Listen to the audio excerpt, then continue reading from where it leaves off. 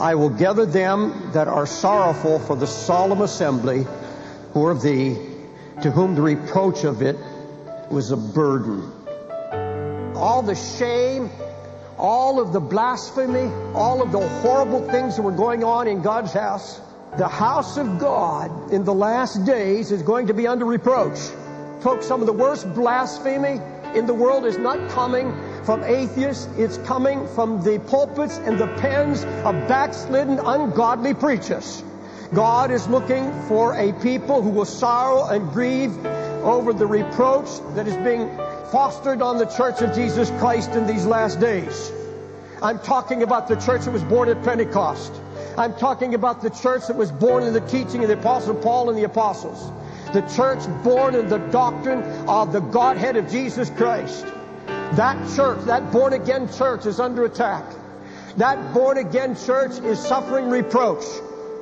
It's been prophesied that in this day of reproach, of shame and disgrace, God is going to raise up a holy remnant who are going to grieve and weep over this defilement.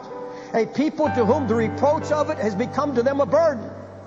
I will gather them that are sorrowful for the solemn assembly. God uses people to perform His work. He doesn't send angels. He uses burdened, broken-hearted, weeping men and women. The prophet Joel cried out, call a solemn assembly, gather the elders and all the inhabitants of the land to the house of the Lord your God, and cry unto the Lord, alas, for the day of the Lord is at hand, as a destruction from the Almighty shall it come. Joel was saying judgment is at the door. Jesus is coming. The day of the Lord is at hand. Wake up, elders. Wake up, pastors. Wake up, shepherds. Take a look at the church. Get the burden. Carry it. Now, why should we take on the burden of the reproach of the solemn assembly? Joel said, because there's a rotten seed being planted. A gospel is being preached that is withering everything that's in sight. Everything that's green and godly and pure is being withered.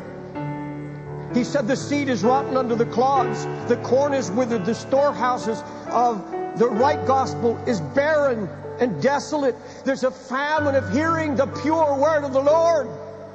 What are these shameful, disgraceful things that are happening in the church of Jesus Christ today?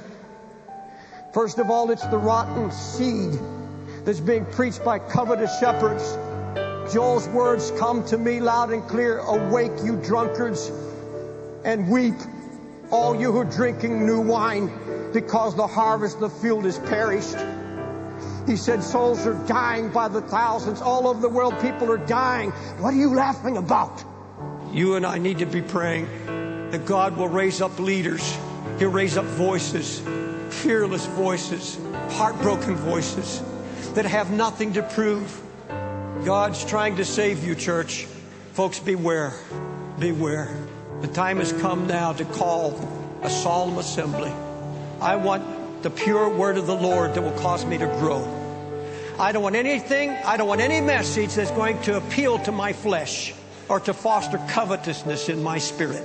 But Lord, I thank you for the word. I believe in my heart that you rejoice when we take a stand against those things that grieve your heart. Things that are so contrary to the word of the Lord and contrary to Scripture. Lord, if we get away from the Scripture, we're on dangerous ground. Lord, keep us in the Word. Keep us fastened to the Word of God. Let us dig deep in it till we have discernment and we know what's right. We know what's wrong. Lord, give us pastors and shepherds who will take a stand and keep their flock, Lord, from being swallowed up by wolves in sheep's clothing. Lord, we know that you're going to prevail. We know there's going to be a glorious church come forth without spot or wrinkle. We know the devil will never defeat the purposes, God's eternal purposes. But Lord Jesus, give us the burden of the Lord. Let us carry this burden, because you said, I will gather them that sorrow for these things. Lord, and we ask you for that godless sorrow. And even in sorrow we rejoice. We have that rejoicing because we know that you're going to prevail against all that is unlike you in your house. Lord, we love your church because it is you. It is your body, and we love it, and we pray for it. And Lord, we will stand with you in it. God, give this church that burden, we pray.